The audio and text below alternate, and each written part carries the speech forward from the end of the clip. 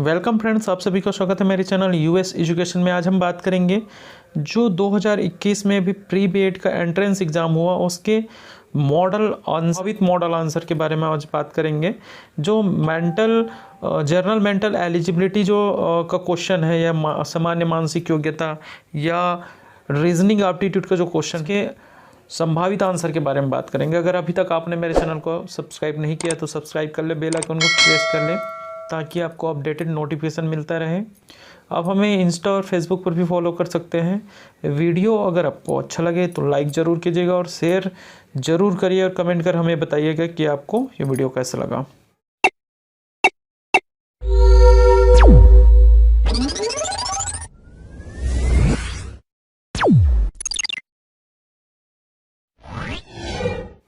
चलिए बात कर लेते हैं। यहाँ पे नीचे दिए गए चित्र में कितने वर्ग है तो इसको कैसे हम सॉल्व करते हैं।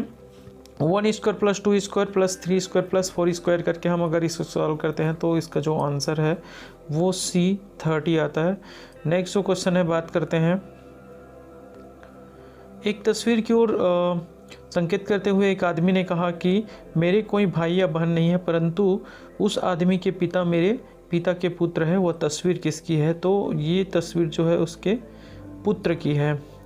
नेक्स्ट वो जो क्वेश्चन है उसके बारे में बात करते हैं। किसी सांकेतिक कोड में प्रॉब्लम को MPERLOB लिखा जाता है तो उस कोड में नंबर्स को क्या लिखेंगे? तो सबसे पहले नंबर्स में हम क्या कर लेते हैं। यहाँ पे देखिए आप, प्रॉब्लम में M पहले लिखा हो उसके बाद P को लिखा है तो उसी प्रकार से हम नंबर में क्या करेंगे, S पहले लिखेंगे, उसके बाद N, उसके बाद R, फिर U, उसके बाद हम लिखेंगे EMB। तो फर्स्ट जो A जो नंबर का क्वेश्चन है आंसर है वो इसका सही उत्तर है। जो नेक्स्ट क्वेश्चन देखते हैं।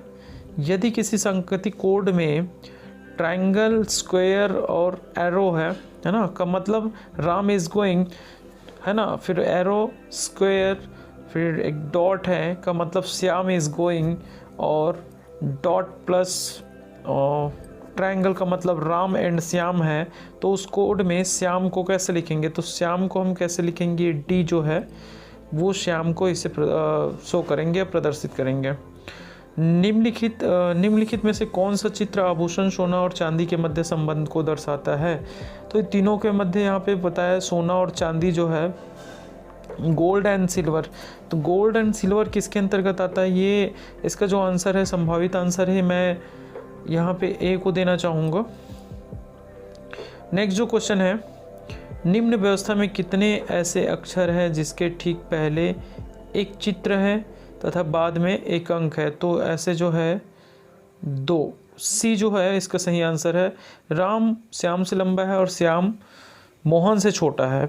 हरीश अमर से लंबा है परंतु श्याम से छोटा है। यदि राम मोहन से लंबा है तो इनमें किसकी लंबाई कम है? तो इसमें जो किसकी लंबाई कम है, यहाँ पे सबसे जो छोटा है वो अमर, नंबर सी। नेक्स्ट जो क्वेश्चन देखते हैं। PITDARNA का मतलब you are good, DRTOK PA का मतलब good and bad, and TINNATOK का मतलब है दे आर बेड। तो इस भाषा में दे के लिए कौन सा शब्द आता है? DAR जो है वो गुड है, TOK जो है बेड है, ठीक है, और NA जो है, NA जो लिखा है यहाँ पे R, और TIN जो लिखा है वो दे है। तो यहाँ पे जो आंसर है वो बी आएगा। नेक्स्ट जो क्वेश्चन है, प्रश्न चित्र किस उत्तर चित्र में सन्निहित एवं छुपा हुआ है? तो सन्निहित एवं छुपा हुआ बताया गया है, तो इसमें जो कहना चाहिए हमारा जो दूसरा चित्र है, उत्तर चित्र बी है ना, यहाँ पे सन्निहित है, आप बी लगा सकते हैं। प्रश्न चित्र किस उत्तर चित्र में सन्निहित है या छुपा हुआ है? तो प्रश्न चित्र में आप देखेंगे तो ये जो फर्स्ट वाला जो है वो आपका सही उत्तर है।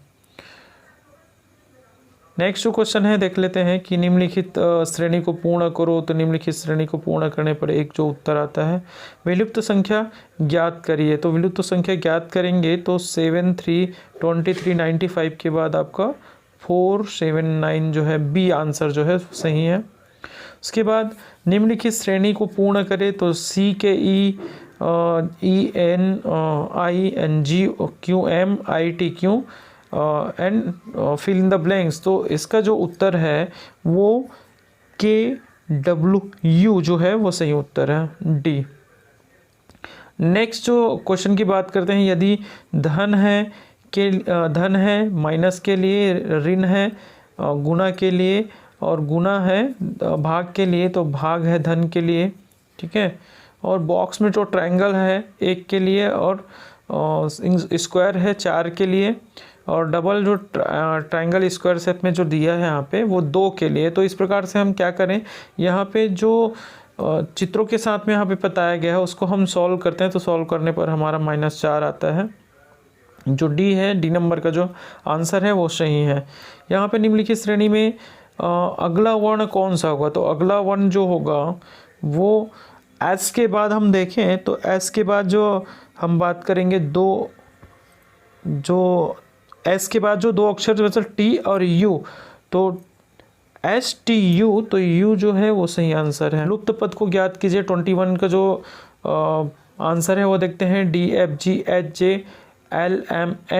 तो N के बाद जो हमारा आंसर है वो है P, ठीक है। आगे हम बात करें, ये इस क्वेश्चन को भी मैंने क्या किया है, इसका जो ये डाइस वाला जो है, डाइस वाले में जो यहाँ पे डायग्राम दिया है वो डायग्राम कहीं से भी समझ नहीं आ रहा है, क्योंकि जो डायग्राम है अगर 3 फलक के बारे में इसमें दिया होता तो वो आसानी से समझ में आता है, तो इसको मैंने स्किप किया है। नेक्स्ट क्वेश्चन के बारे में बात कर लेते हैं।